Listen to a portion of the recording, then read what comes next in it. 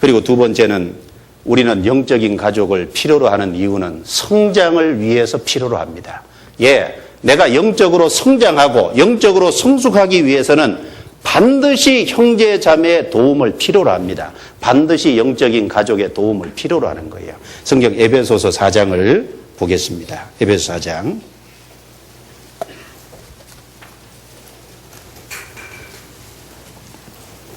15절 16절 여기 자라는 비결이 있습니다. 성장의 비결이 여기 나와 있어요. 자, 어떻게 성장하는지 한번 보죠. 15절 16절 같이 읽겠습니다. 오직 사랑 안에서 참된 것을 하여 범사에 그에게까지 자랄지라. 그는 머리니 곧 그리스도라. 그에게서 온 몸이 각 마디를 통하여 도움을 입음으로 연락하고 상합하여 각 지체의 분량대로 역사하여 그 몸을 자라게 하며 사랑 안에서 스스로 세우느니라. 자, 우리의 목표는 15절에 그에게까지 자랄지라. 머리 대신 예수님을 닮는 데까지, 예수님의 모습까지 우리는 닮아야 됩니다. 우리 신앙생활 하면서 나는 저 형제쯤 닮으면 되겠지, 나는 저 집사님처럼 저 정도면 되겠지, 그게 아닙니다. 우리의 목표는 이 세상 어떤 사람이 아니라 그리스도입니다. 그리스도께서 온전하신 것처럼 우리도 온전해지는 것이 우리의 목표입니다. 그런데 그 자라는 방법이 뭐냐? 16절에 나와 있잖아요. 자, 그에게서 온 몸이, 자, 몸은 머리 대신 주님의 그 몸된 교회라 그랬죠. 이 몸은 교회를 가리킵니다. 그리고 그 각각의 지체는 성도라 그랬잖아요. 자, 그걸 기억하시고 16절을 제가 읽을게요. 그에게서 온 몸이 각 마디를 통하여 도움을 입음으로 연락하고 상합하여 각 지체의 분량대로 역사하여 그 몸을 자라게 한다. 하나님은 몸을 자라게 해요. 자, 저를 보시죠. 하나님은 몸을 자라게 해요? 지체를 자라게 해요? 하나님은 몸을 자라게 하십니다. 어떤 지체를 특별히 자라게 하는 것보다 몸 전체를 고르게 자라가게 하세요. 그리고 그 몸 안에 있을 때 지체도 같이 자라요. 맞죠? 만약에 지체만 자라게 한다면 팔이 지나치게 길다. 안 맞죠? 하나님은 몸을 고르게 자라게 하셔요. 우리 육체도. 마찬가지입니다. 하나님이, 그리스도께서 머리를 두신 교회인 몸을 주님은 성장시켜가요. 그런데 그 몸 안에 있으면 자신도 몸이 자랄 때 자랍니다. 그렇죠? 그런데 더 구체적으로 이렇게 돼 있잖아요. 그에게서 온 몸이 각 마디를 통하여, 각 마디는 다른 형제 자매들, 다른 지체를 통하여 도움을 입음으로. 자, 우리가 도움을 입는 것은 하나님께로 직접 도움을 입는 것도 있어요. 그런데 많은 경우는 형제 자매들이라는 각 마디라는 다른 지체를 통해서 우리가 도움을 입는다는 사실입니다. 인정하세요? 사실입니다. 교제 속에서.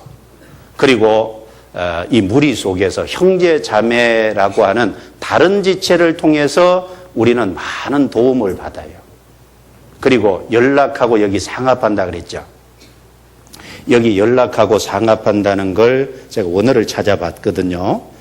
원어를 찾아봤더니 연락하고 상합한다는 내용이 함께 밀접하게 결합되다, 짜 맞추어지다, 그런 원어적 의미를 갖고 있더라고요.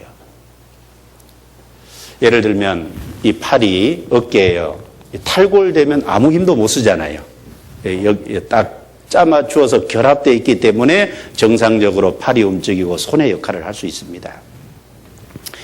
마찬가지로 이 영적인 가족의 구성원으로서 그 속에서 연락하고 상합한다는 것은요, 함께 밀접하게 결합이 되는 거예요. 그리고 함께 밀접하게 짜맞추어지는 겁니다.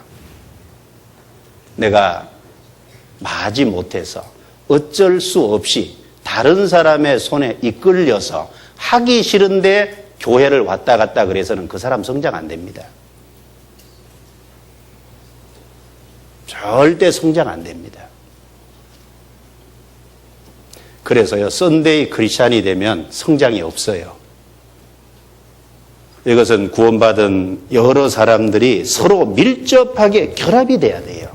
완전히 어깨 하나의 그 뼈가요, 완전히 짜맞추어져서 결합되어 있는 것처럼 완전히 연합이 돼야 됩니다. 밀접하게 결합돼서, 연합돼서. 그래서 주인의식을 갖고 능동적으로, 적극적으로 그 교제 안에 참여할 때, 밀접하게 형제자매와 결합이 돼서 주님의 역사를 힘써갈 때, 그럴 적에 그 속에서 성장합니다. 그러지 않으면 신앙 성장이 안 됩니다. 왜 우리가 영적인 가족을 필요로 합니까? 우리의 신앙이 성장되기 위해서 영적인 가족을 필요로 합니다. 우리는 지체입니다. 혼자 자랄 수 결코 없습니다. 하나님은 몸을 자라게 하십니다. 우리는 지체로서 다른 지체와 밀접하게 연합해서 결합돼야 돼요. 완전히 짜 맞추어서 완전히 연결된 것처럼 그렇게 적극적으로 주인의식을 갖고 교제에 참여해야 됩니다. 그럴 때 주님은 우리 개인의 신앙도 그 몸이 자랄 때 같이 자라게 해주십니다. 그래서 신약 성경에요, 서로라는 단어가 많아요. 서로. 신약 성경에 약 50회 이상 서로라는 단어가 나온답니다. 몇 구절 한번 찾아볼게요. 야고보서 5장입니다. 야고보서 5장.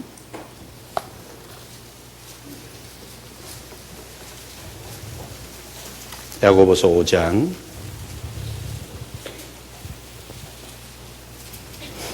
16절 같이 읽겠습니다.